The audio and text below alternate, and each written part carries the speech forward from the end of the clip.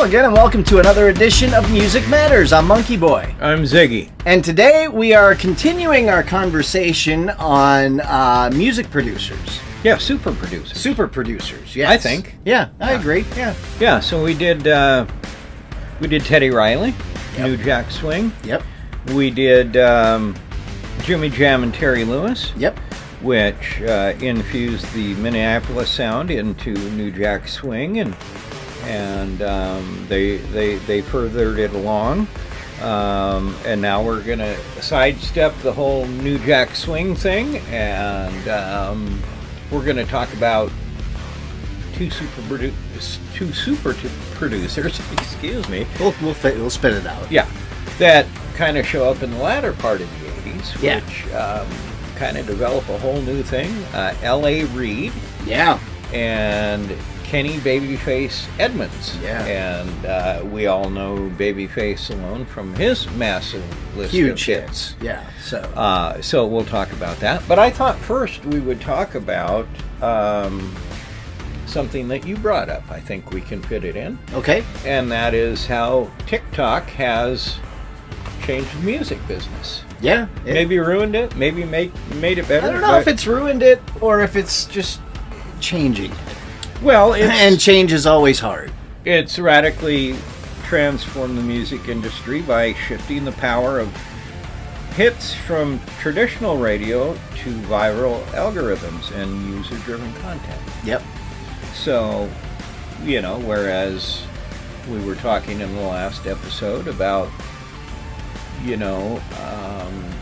in the early days of radio, you called in, you requested songs, and that's how they became a hit. Yeah. But SoundScan comes in and changes things, and so TikTok has done that. It dictates music discovery. I find a lot of artists on TikTok and on Instagram. It drives massive streaming spikes, influences songwriting, and forces musicians to become full-time content creators. Yeah. You can't put a song on TikTok and not do a different dance to it every day. You have to be on every social platform that you can. It's exhausting. Yeah, it's got to be exhausting. Yeah. Let's take Ella Langley, okay? Current country superstar. I just saw a TV commercial about Ella Langley. It was about two dudes sitting in a car, and Is it a Gene commercial? I don't remember what it was. Obviously, it didn't matter, because the her only own thing that I sense as noticed was Ella Langley. Okay. Well, it was just the two guys talking about her. Yeah, pretty so, much. She's had massive success in the last couple of years. Mm-hmm. And now you see her daily. I mean, when she gets dressed at night for the show, they're documenting that and what her outfit is, and they're blasting that on social media. What she does after the show, her morning routine. I mean, it's got to be exhausting. I can't imagine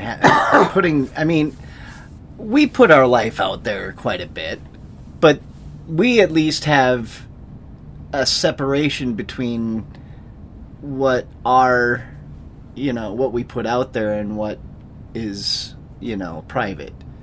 I don't think they have much privacy about anything. Well, I don't know either. For me anyway,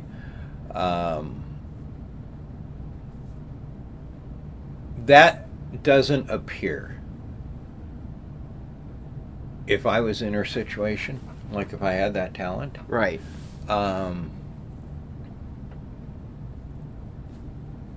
I don't know that would feel real for me. I don't either. It's happened at such a fast rate for her popularity, for sure. And how can that feel real? There's more money coming in. The pressures are high. You're all over TV. You're all over radio. You're all over social media. Life can't feel real. No, it really can't. Nothing really feels like going home. And even going home, aren't you on the phone every morning planning out what's going to happen after your vacation? Right. Yeah. But that's what TikTok has created, is that you've got to be doing this constant social networking, constant full-time. engagement. So it is now TikTok, the launch pad for modern hits. The vast majority of songs that enter the Billboard Global 200 achieve their initial virality on TikTok. Now, good for us, we've talked about this before, Yeah. that the platform frequently resurrects older or forgotten songs, causing them to break streaming and chart records decades after their original release. For sure. Direct streaming features like TikTok Add to Music app directly connect users to platforms like Apple Music and Spotify, generating billions of track saves. Because TikTok relies on short looping videos, artists now design songs with catchy, concise, and immediate hooks, focusing intensely on the first 15 to 20 seconds. We've talked about that. Yep. You know, the amount of time that the brain needs to focus. Speeding up songs. Sped up or chopped versions of songs have become incredibly popular on the app to fit rapid, visually driven video edits.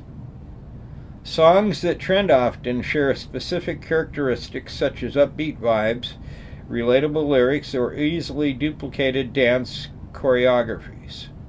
Certainly, that is something that is very big. Yeah. A lot of people doing that. Yeah, because, you have these K-pop groups that number from 4 members to 12 members. They are doing lockstep, top professional photography. And, they create the dance. Their fans do the dance. Mm-hmm. The next day you see them in the oddest place doing that dance. Yep. But they've got to do it.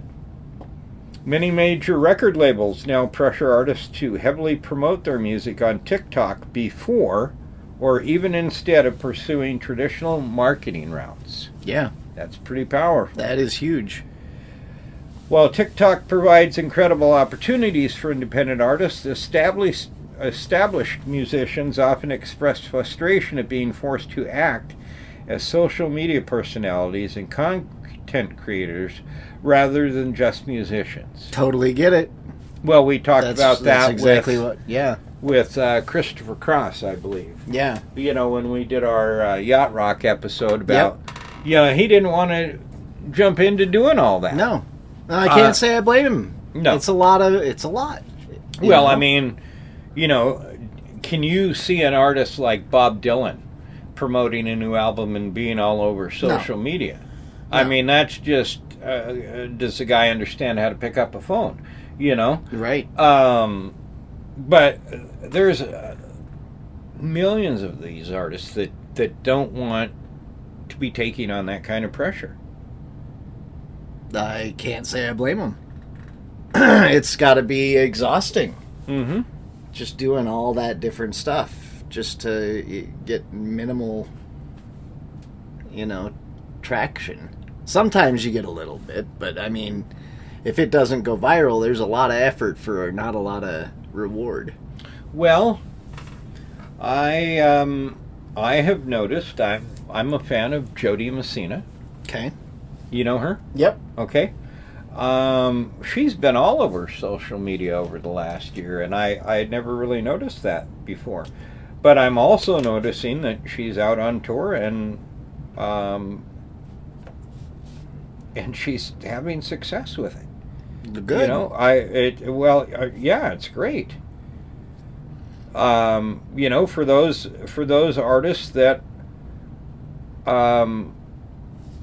want to put in that effort? Yeah, that want to put in that effort. I mean, you have to pay the bills. Yeah. Oh, for sure. I mean, I get to a point to do this, but I guess I wouldn't be doing I wouldn't be trying for a viral moment. I would more or less just be putting out, hey, hi, I'm still around. Here's some new music. Check it out. We've also talked about this. Every music artist hires a photographer. Yeah. And, you post a 30-second clip of and a lot of bands do this, artists do, of your show from the previous night. Sure.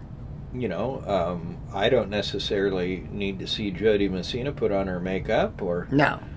or take it off, or I don't need to see her walking out on the farm with her dogs. Just leave her alone. Right, right. So the biggest majority of music that gets discovered on TikTok is what? I don't know, but I'm gonna guess probably TikTok. K-pop?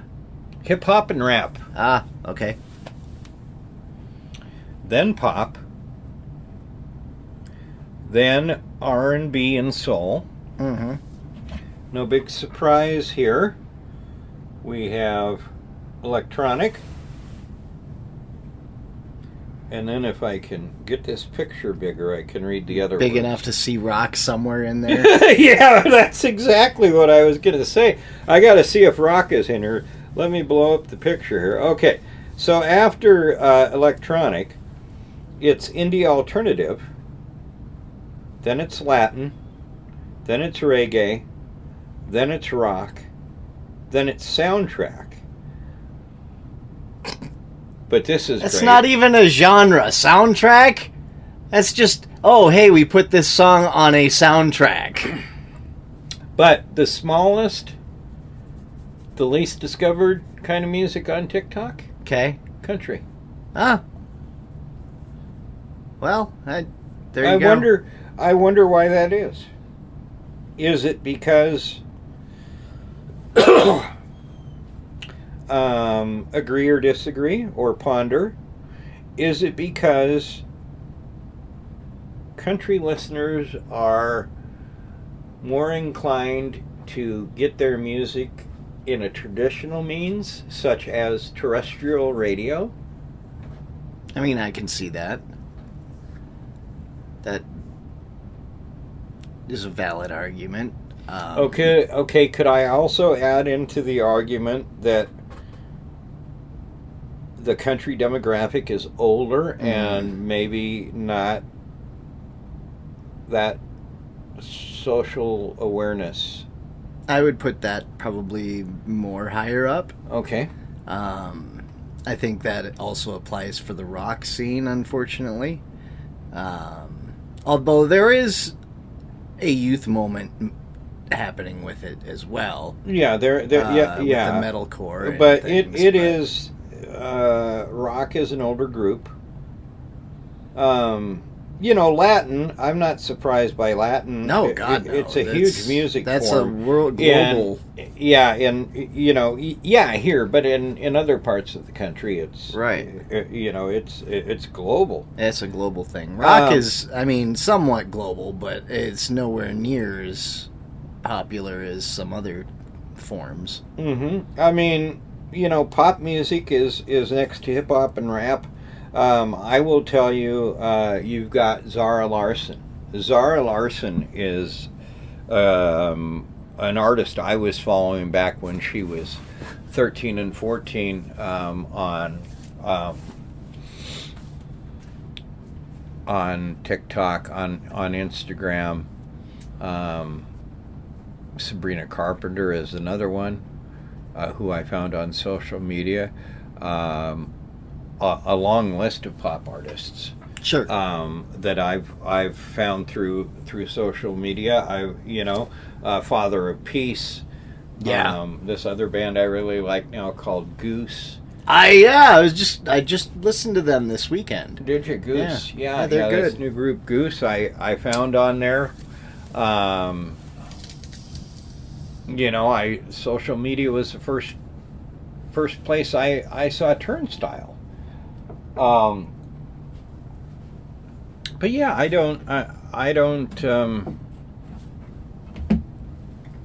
discover a lot of rock that way too. Mm-hmm. Instagram's great for that.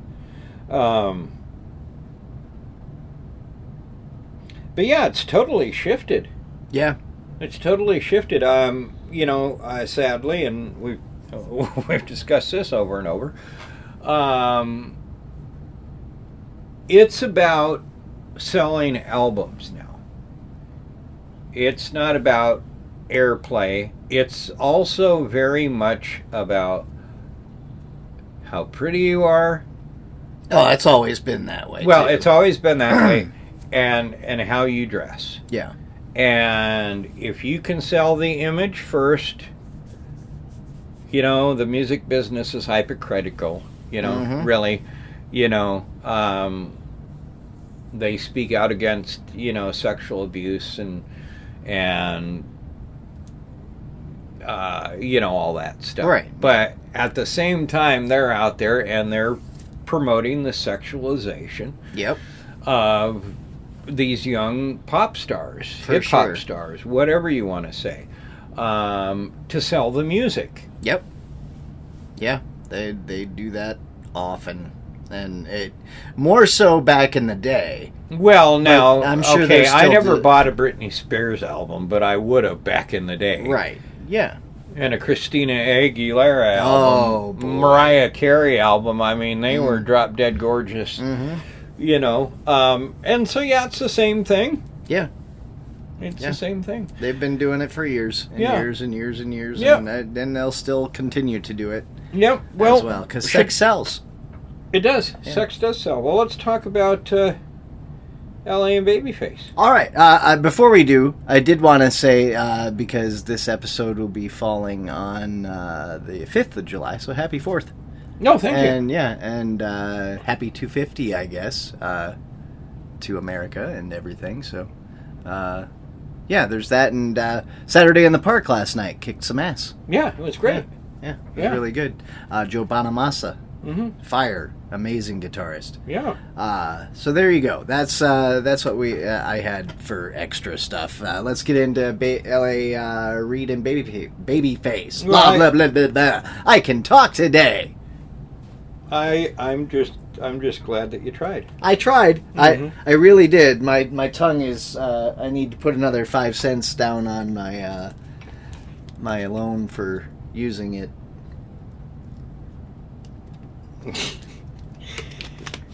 Okay, hold on here. Just a second. I'm just about ready, bud. Oh yeah. Yeah. Maybe. Yeah. Okay. Okay. All right. So you're familiar with Babyface. I am. Okay. Antonio L.A. Reid and Kenneth Babyface Edmonds are one of the most successful songwriting and music production duos in contemporary R&B and pop history. In the late 1980s, they pop out. They shaped the sound of a generation by pioneering, not discovering, but pioneering the New Jack Swing and contemporary R&B eras, selling millions of records and launching the careers of iconic superstars through their joint record label. So they come from a band you may not be familiar with, but our friend Sean D turned me on to these guys, The Deal. They come from The Deal. Yeah, I had no idea these guys were, working together. I thought they were, separate producers. No. See, No, I learn something new every day. Yeah, I mean, these guys, again, are around the same time as the other producers that we talked about in the last episodes. Right. Before even founding their label, they established themselves as R&B royalty by writing and producing massive hits for Bobby Brown, Don't Be Cruel, and Every Little Step. I love those songs. Karen White, Superwoman. Not familiar with that one. Pebbles, Girlfriend. Yeah, I know that one. The Whisperers, Rock Steady. Yes, that's a great tune. It's a great love that great song. So we were talking in tribute to the late great producer Clive Davis.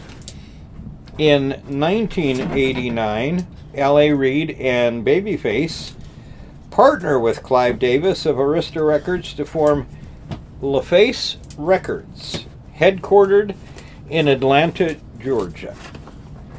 The label transformed Atlanta into a major global entertainment mecca and generated over 200 million record sales worldwide. That is crazy. Now, just a brief pause. We have a dog that's always with us. Mm-hmm. Her name is Sally. She is the podcast dog. Yes, she is. And I'm her best friend. Oh, and there we go. We finally made it. We just had Sally. We had to make a nest. She had to dig up the whole carpet to lay down on the cold ground. Anyway. Yes. Back She's good. She's good now. She's good now. I think. The duo curated an elite roster of talent that defined the 1990s and early 2000s music. Yeah. Especially around the early 2000s is where I really start knowing these guys. So they discover TLC. Yeah. Mega hits, Waterfalls and No Scrubs, and they are still great today. I still love those songs. Toni Braxton. Yeah. Breathe Again. Beautiful. Beautiful and great singer Usher was signed to the label at 14 by L.A. Reid. 14 years old, that is crazy. Outkast. Love Outkast. They're in the Rock and Roll Hall of Fame. Yeah. And Pink. Pink is, I love Pink, but she was a much different artist in her early days than she is now. She was much more urban. Yes. Yeah. Her first album. Yep. And then she decided, nah, I'm going to go pop. Mm-hmm. And, I love Pink. We got to do an episode on her eventually. We do. So, just looking here, Don't Be Cruel, Every Little Step, Roni, Rock With You, for Bobby Brown. All great tunes. Those are all my favorite songs by him. Here is a very dominant number one for Whitney Houston, I'm Your Baby Tonight. Oh, yeah, I played that song so many times on KG95, I can't even count. Miracle from 1991. That was a top 10. Yep. One of the biggest songs in the history of music. It's a song I never, ever get tired of. It was number one for 13 weeks on the Billboard Hot 100 back in 1992. End of the Road by Boyz II Men. Yeah. Great song. Massive hit. For Toni Braxton, another sad love song, Breathe Again. I remember Breathe Again. Love Should Have Brought You Home, and You Mean the World to Me. Also for TLC, Baby, Baby, Baby. Mm-hmm. That was their breakthrough single. It reached number 2. Yep. For Karen White, The Way You Love Me, Secret Rendezvous, and Superwoman. I always liked Secret Rendezvous. That was a good tune. For Pebbles, Girlfriend, and Giving You the Benefit. Both great songs. For Johnny Gill, My, and Fairweather Friend. Those two I don't remember. Didn't he have another hit that was... Johnny Gill? Yeah. Yeah, he had quite a few. Yeah. Yeah, he had quite a few. Those two I'm not familiar with, but yeah. I do know him.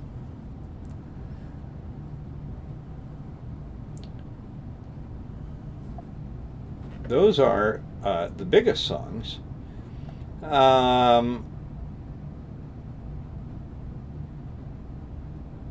By the late 1990s, though, they shifted focus. Babyface was already having hits, and he stepped back from executive duties to focus on that successful solo career and independent film soundtracks. He did Waiting to Exhale. Oh, yeah. Okay. L.A. Reid continued managing the business side, eventually rising to become the chairman and CEO of the labels Arista Records, Island Def Jam, and Epic Records. LaFace Records was absorbed by Arista and BMG in 1999. Because we gotta get them all together. We can't have separate companies. We gotta have those monopolies. But he was very successful with Clive Davis, obviously. Oh, for sure.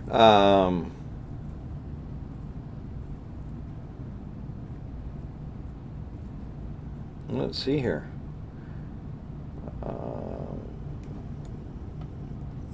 End of the Road was a number one Don't Be Cruel was a number 1. Every Little Step was a number 3. On Our Own, number 2. And Roni, number 3. Whitney Houston, I'm Your Baby Tonight was a number 1. Miracle was a number 9. Toni Braxton, Everything was in the top 10. Another sad love song at number 7. Karen White, top 10 hits. Girlfriend and Giving You the Benefit were top 5s for Pebbles. They worked with After 7, Ready or Not. That was a number 7. I see he helped, L.A. Reid helped launch Rihanna, Justin Bieber, Kanye West, and Mariah Carey's revival era. He sure did. That's pretty impressive. So Those are yeah, some big names. This would have been for Mariah Carey.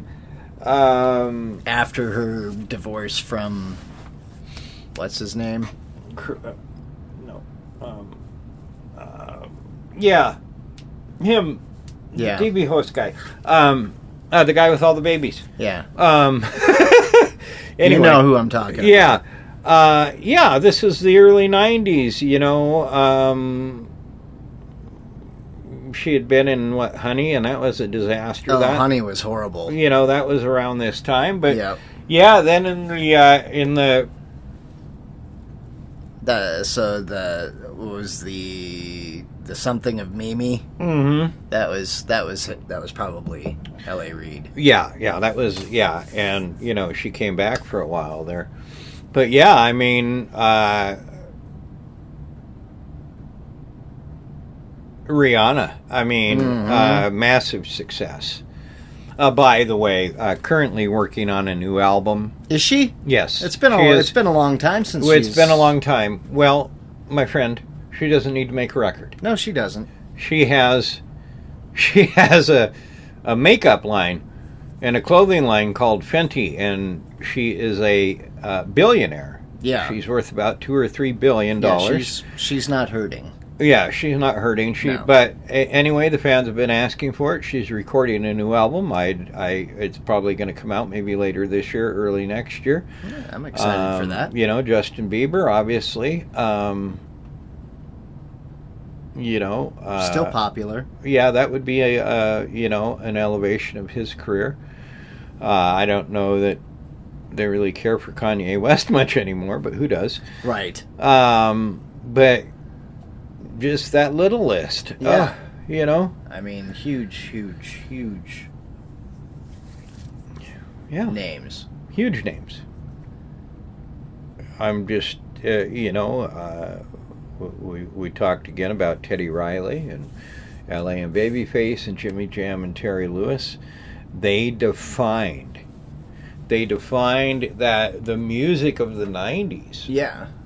Yeah, and the early 2000s, I mean, TLC's massive success, Crazy Sexy Cool, becomes one of the biggest R&B albums ever. That's all thanks to them.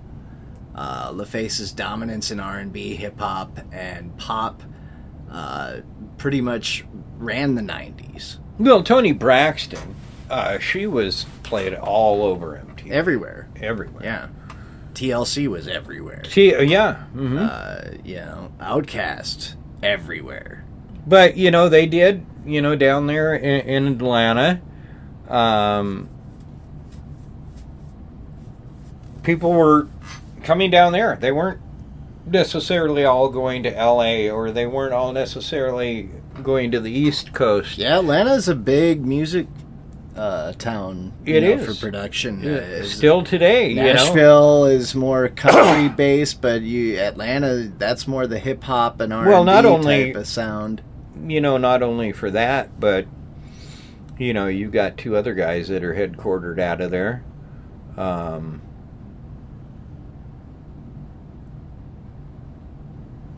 The director, he's out of Atlanta. Big Mama, or yeah.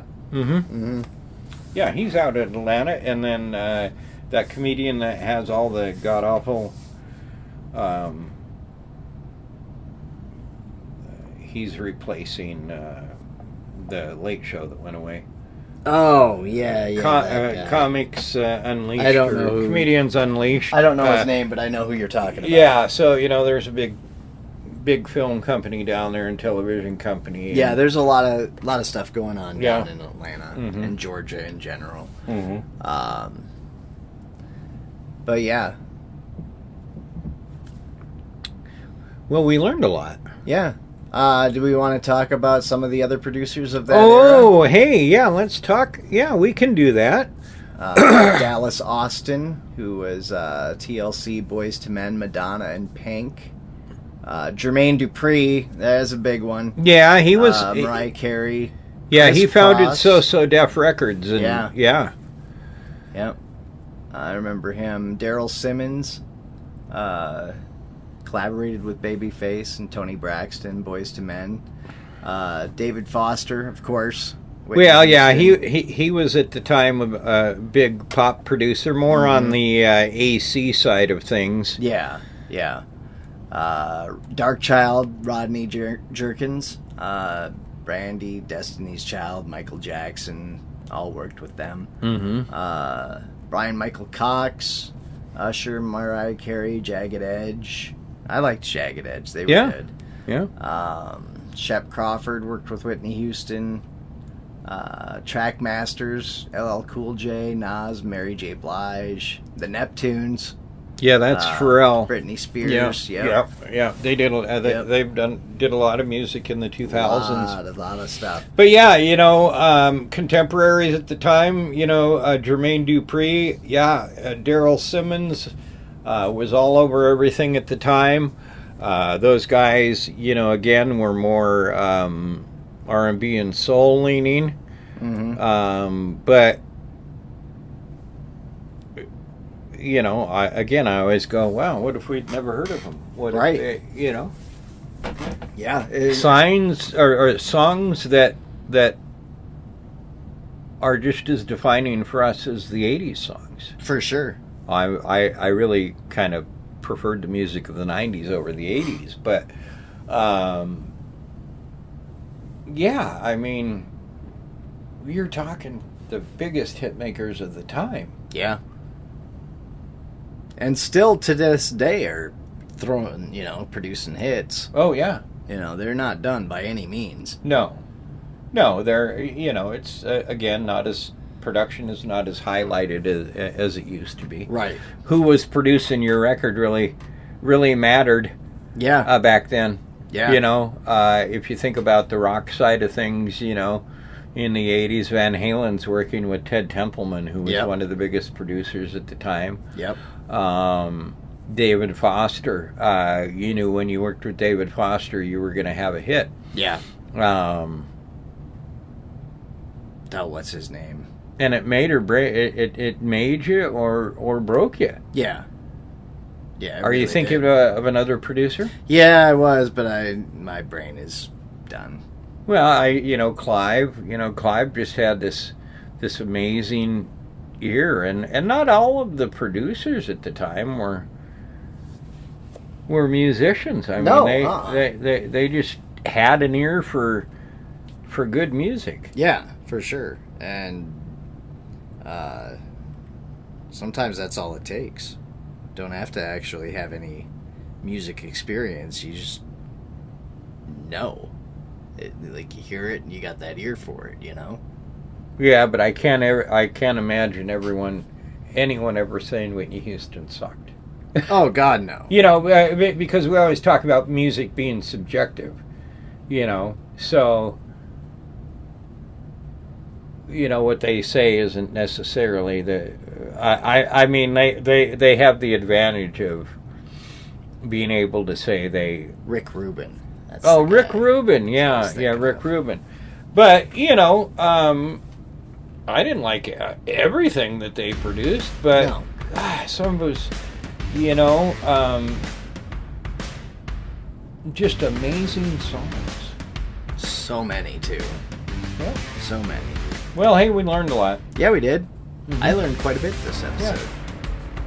Yeah. So I wasn't as familiar with these guys. What are we going to talk about next? Let's see. Are we going with the ones that I was looking at? I don't know. We could do Saturday in the Park. since that was, yesterday, next episode we could talk about some of the alum that have played Saturday in the Park that we've been lucky enough to see over the years for free. Okay, yeah. We could do that one. We haven't talked about drummers yet. No, we haven't. It's really weird. Yeah. Because I'm a drummer. Yeah. I'm a drummer. I know you are. Yeah. I'm surprised we haven't. For a year and a half, have we talked about any drummer? Maybe Neil? I don't even Neil think we Peart? did Neil. I don't think we've done any of them. Oh, well, it's really weird. Yeah. Well, do you want to do one? Sure, let's do that. Okay, so I'm a big Neil Peart fan. Yeah, let's talk Neil. But no. Oh, no, okay. But I'm a bigger fan of Jeff Porcaro Toto. Okay. Do you want to talk about him? Yeah, let's do that. Let's talk about him and the 7,000 songs that he played. All right, let's do that. All right, that's all coming up in a couple of weeks here, the next couple of weeks on Music Matters. Of course, you can find this episode and all of the Music Matters episodes on Spotify, YouTube, Amazon Music, MonkeyBoyRadio.com, just to name a few. Of course, you can find me at MonkeyBoyRadio.com doing the underground dad rock and Chartbound. Also, this show, Music Matters, also on there as well. So that's where you find me. All right. All right. All right. All right. We'll talk to you next time. I've been Monkey Boy. I've been Ziggy. This is the Music Matters Podcast. Talk to you next time.